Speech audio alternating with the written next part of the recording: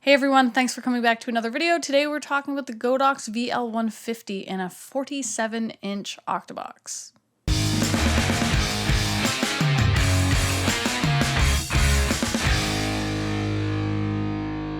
In this video, we are going to talk about the light and how I'm using it to shoot portraits as well as light my YouTube studio. At the time of making this video, the light is $3.99. I'm going to tell you right off the bat that this light is amazing for the price you pay for it. It has excellent build quality, it's super bright, and it comes with a durable bag and a control panel with AC or battery power capabilities. Something to consider when you're pricing it is that it does not come with batteries or a light stand or any modifiers.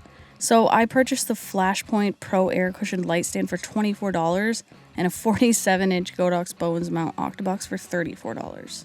Because of major shipping delays with USPS, I actually never received my softbox, and I was using an umbrella for about a month before I finally got my softbox reordered.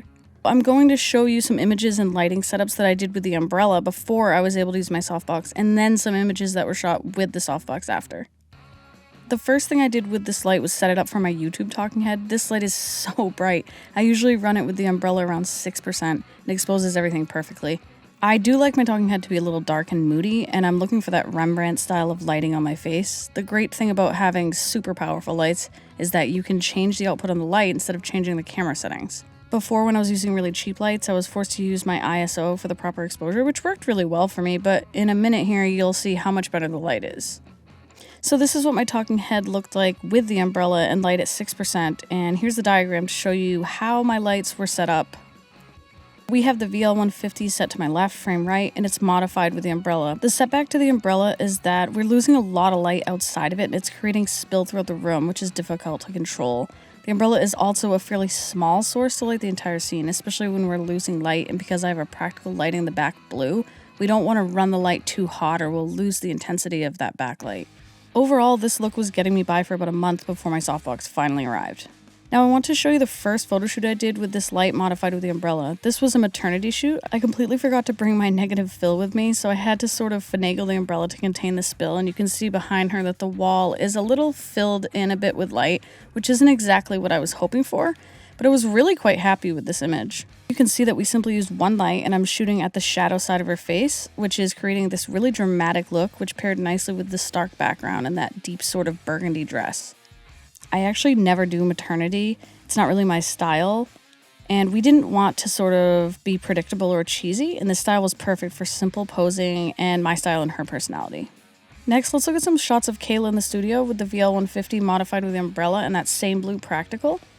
It's not quite as seamless in my studio because my backdrop is actually a painted wall, which has a lot of bumps and textures on it, but you can see we are able to achieve that Rembrandt look, which is very dramatic. And here's the diagram. Finally, the octabox modifier. You might not think that it would make a huge difference, but what this huge box does is takes a small pointed beam and creates a massive soft light source, which is perfect for lighting this entire scene. And here's the setup.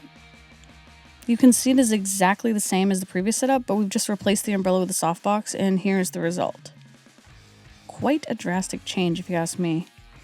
Using a huge source like this does impact the dramatic look and gives a bit more of an overall clean and fully lit look with less fall off. And here are the side-by-sides.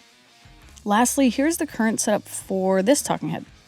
Because the softbox is letting out so much light and I want to keep this dramatic Rembrandt look, I've added a piece of negative fill onto my right, frame left, to absorb some of the light so it's not bouncing back onto my face off the wall.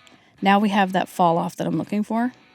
Lastly, I just want to show you exactly how bright this light gets.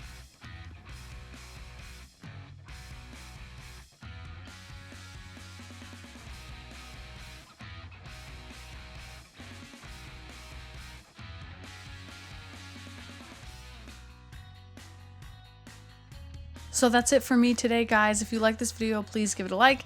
If you're looking forward to some more content like this, please subscribe so that you can see all my great stuff that I have coming out.